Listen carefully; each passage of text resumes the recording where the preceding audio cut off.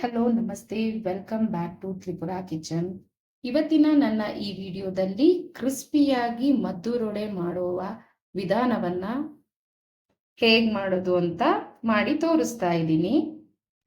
ಇದುವರೆಗೂ ಯಾರ್ಯಾರು ನನ್ನ ಚಾನಲ್ ಅನ್ನ ಸಬ್ಸ್ಕ್ರೈಬ್ ಮಾಡಿಲ್ವೋ ದಯವಿಟ್ಟು ಪಕ್ಕದಲ್ಲಿರೋ ಬೆಲ್ ಐಕಾನ್ ಅನ್ನ ಕ್ಲಿಕ್ ಮಾಡಿ ನನ್ನ ಚಾನಲ್ ಅನ್ನು ಸಬ್ಸ್ಕ್ರೈಬ್ ಮಾಡಿ.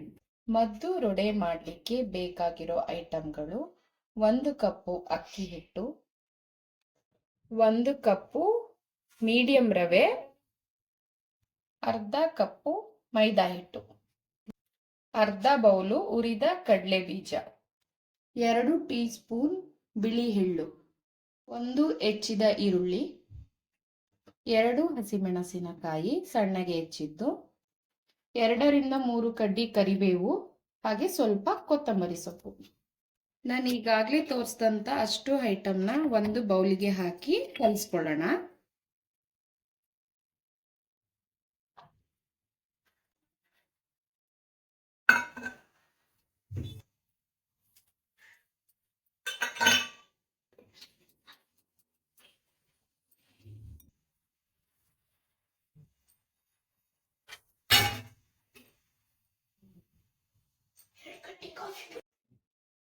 ಕ್ರಿಸ್ಪಿನೆಸ್ಗೋಸ್ಕರ 1 ಸ್ಪೂನ್ ತುಪ್ಪ,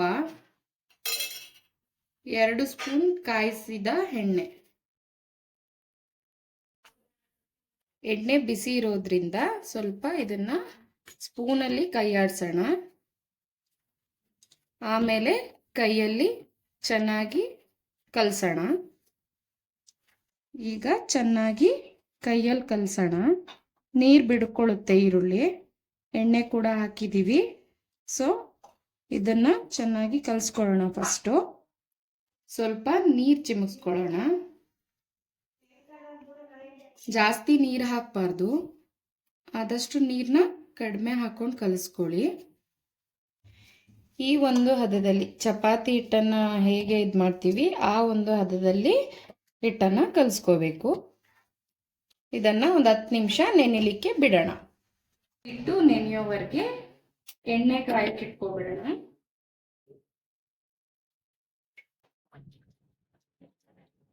ಹಿಟ್ಟು ನೆಂದಾಗಿದೆ. ಸಣ್ಣ ಸಣ್ಣ ಉಂಡೆಗಳಾಗಿ ಈ ಸೈಜಿಗೆ ಮಾಡ್ಕೊಂಡಿದ್ದೀನಿ. ಅದನ್ನ ರೌಂಡಕ್ಕೆ ತಟ್ಕೊಳ್ಳೋಣ. ನೋಡಿ, ಈ ಮಂದದಲ್ಲಿ ನಾವು ತಟ್ಕೋಬೇಕು. ತುಂಬಾ ತೆಳುವಾಗಿ ತಟ್ಕೊಳ್ಳೋದು ಬೇಡ, ನಾರ್ಮಲ್ ಸೈಜಲ್ಲಿ ತಟ್ಕೊಳ್ಳಿ. ಎಣ್ಣೆ ಕಾದಿದೆ. ಈಗ ವಡೆಯನ್ನ ಹಾಕ್ತಾ ಇದ್ದೀನಿ.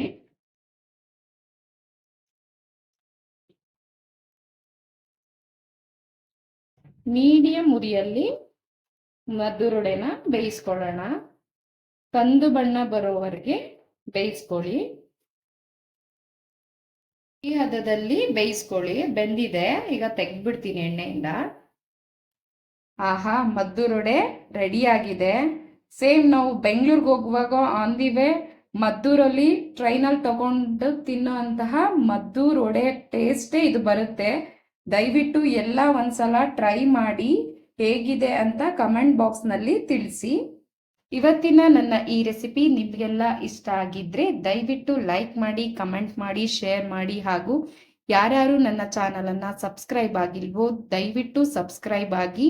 ಧನ್ಯವಾದಗಳು.